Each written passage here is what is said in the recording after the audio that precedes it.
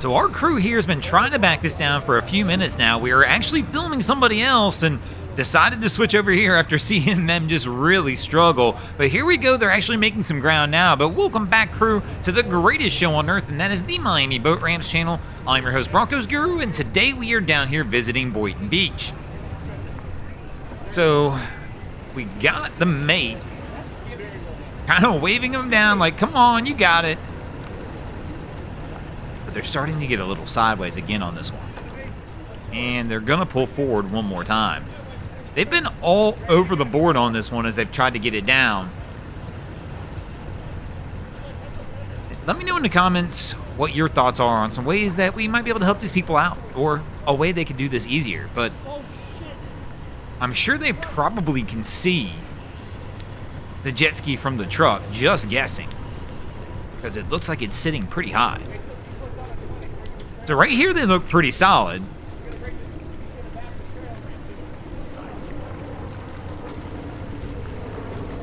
Probably just keep going, and he's going to pull forward again. But, I mean, you're close enough now. You've been going at this for several minutes. I probably would just drop it in the water. Oh, never mind. He's not going to pull forward. They are going to do what I just said. Keep going back. But unfortunately, now he's getting a little too far sideways. But, I mean, you got all three lanes here. Turn the wheel all the way to the left and let it ride.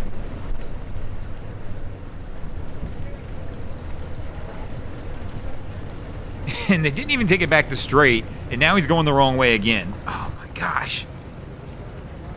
This reminds me of the time where I had to go over here and do it. If you go back and look at some old videos, you'll see a day where I actually literally left where we film over here, walked all the way around, and did this for somebody.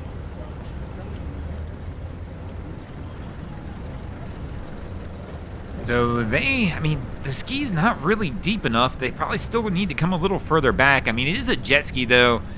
With two of them, if you manhandle it enough, you should be able to get it to come off.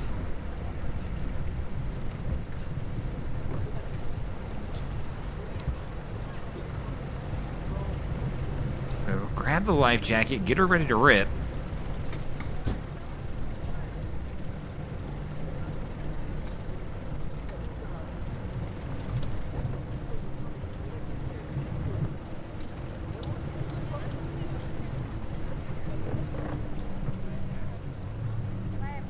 So it looks like he's even struggling. There we go. I was about to say, for a minute there, I thought they were struggling with trying to get the hook off.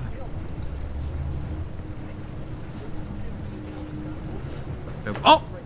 Did it just come off the trailer came off the hitch.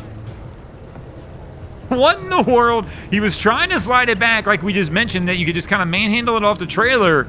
And the trailer physically came off the hitch on the truck. What in the world? I'm going to be honest right now, this crew is exceptionally lucky this happened here.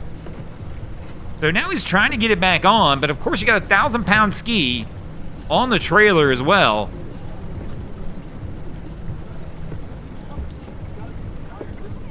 He's trying to pull it back up, but of course you're struggling to pull a 1,000-pound ski back up a ramp. Did they get it on? No, they're not. It's either popping off. It's so far away that I can't really tell, but they're definitely struggling with this. I think they're going about this the wrong way, though. I mean, the safety chain's got it held up. Keep backing up a little bit. Get the ski off to where you're only dealing with the trailer. Because right now, you've got a 1,000-pound ski sitting in the back of the trailer. Even if I get it on the hitch, it's just going to want to pop it up.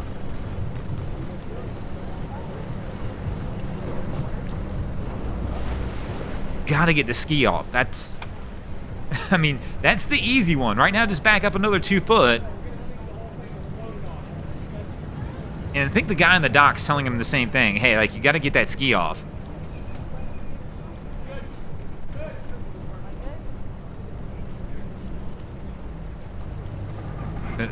But they're gonna just try and push it off without the trailer being hooked onto the hitch. Definitely much easier, man. Let this thing float now.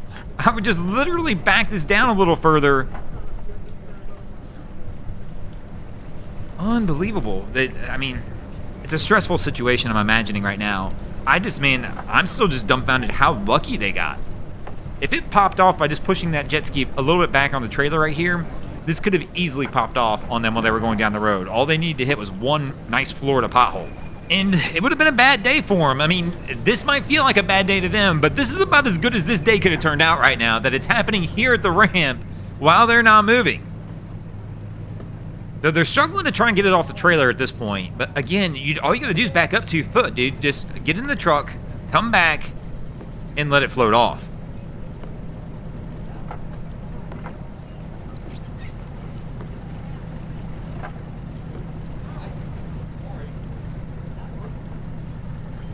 I mean, even the second person that's with you, if they grab the tongue and pull up, it would just slide off and just hopefully it doesn't hit them or something when the ski gets close to the back of it.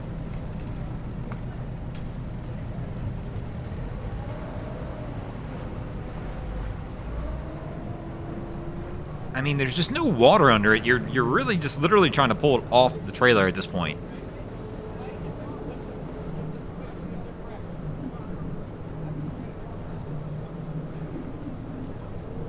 So our guy went up to the front. I'm assuming he was trying to instruct the person with him to help out. But here you can see, I mean, it's all the way back. The chains are tight. That's what's holding it onto the truck at this point. I would definitely not be doing that while somebody's pulling on the back of this while it's not on the hitch. That was not a smart idea, but there we go. Finally, they get it angled right, and it's starting to pull off.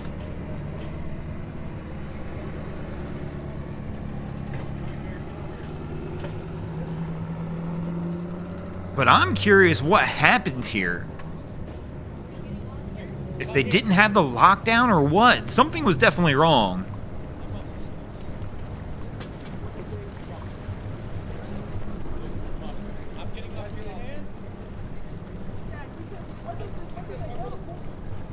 So they're pushing the ski over to the dock, but now we got to figure out what's going on over here and see if we can get this trailer back onto the truck.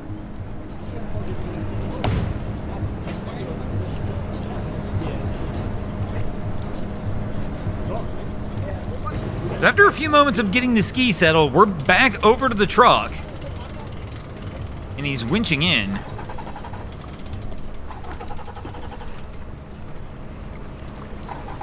But I still don't know that we've gotten this thing settled on the trailer right.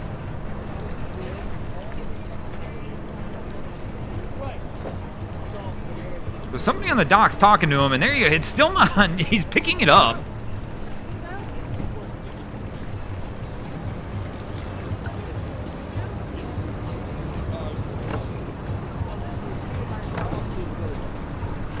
He's not hitting the lock in the right spot or something. So fortunately, this crew is going to come over here and give him a hand.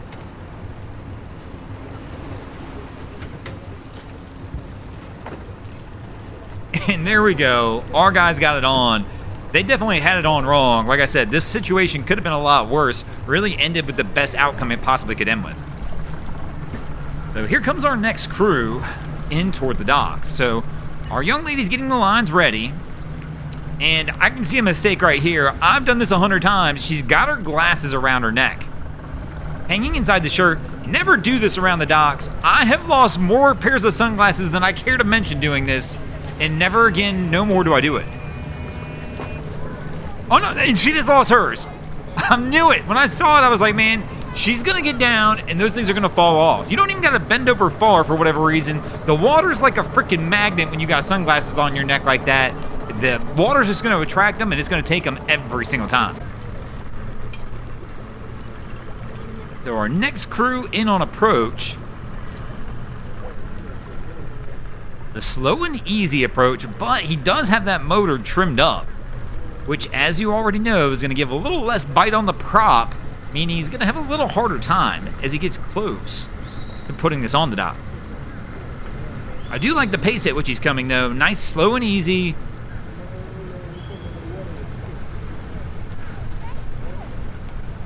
Yep, there we go. Start to turn it in to get that stern to come back toward the dock. I mean, you don't get it any slower or easier than this. So, I mean, he's going to have the light touch as he goes in. And he's straightened it out. He's going to have to give it a bump of gear, though. So he's going for reverse.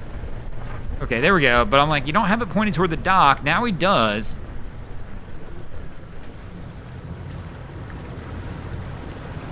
Why is he pulling? Now he's pulling off. I don't know what he's doing here at the end. He looks so good up until the last couple seconds there. And now all of a sudden he's pulling off the dock. And now he's turning too hard into it as well. Now that stern's going to kick out on him. And one of the kids is going for the dock. Hang on, bro. So Cap's coming back around.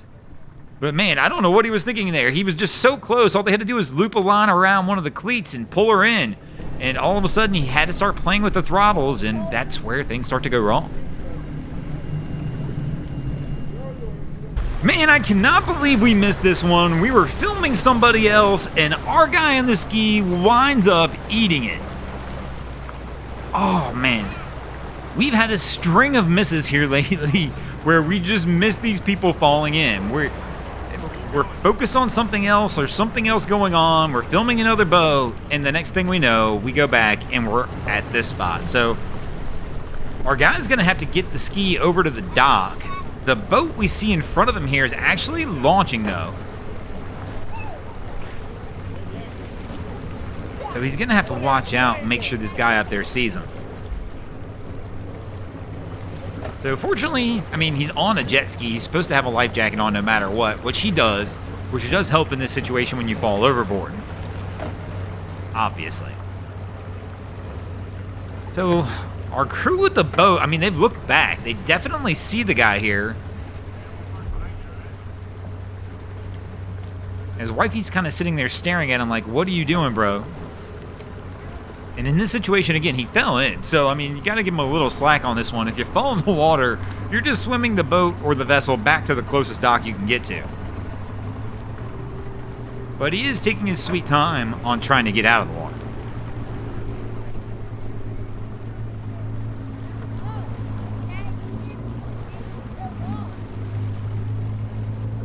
So our crew with the boat, I mean, they're taking their time trying to get it ready. But one time about taking your time, now our guy's taking his life jacket on. He's not really getting out of the water. And he's definitely just holding the crew up here on the ramp. Let me know your thoughts in the comments on this one. I mean, like I said, I think he's got some leeway since he fell off and fell in.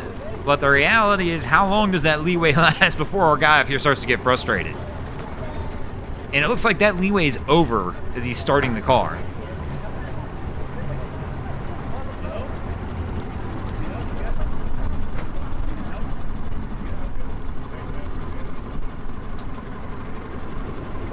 So he's gotten back out.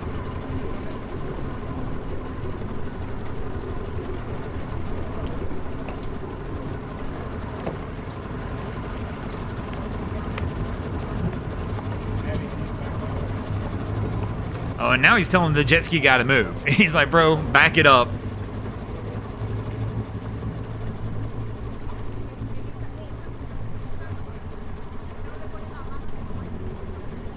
I mean, for a minute there, I thought he was just going to back down on him, so I guess that was better than doing that. And the jet skier really didn't give him a hard time, which is the appropriate thing to do. These guys were on the ramp before he got there and wound up having to stall when he fell in and swam this over. I mean, there's plenty of room. This is not a very big boat. All he's got to do is back it up, and they'll be able to launch right in front of him. I love the standing on the dock, 1 foot on the ski, 1 foot on the dock. I'm waiting for him to go back in.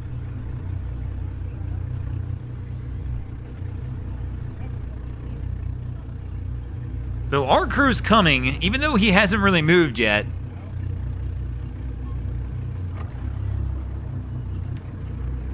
He's going to have to back up, or our crew's going to wind up taking him down. So he's got to watch out now. There's a boat coming in behind him. It looks like he's going to start it up. What is he doing? So it looks like he's going to switch over to the other dock to kind of just get out of this dude's way. But now here we go. Is he going to run it up the ramp? No, he grabs on. There we go. Kills it.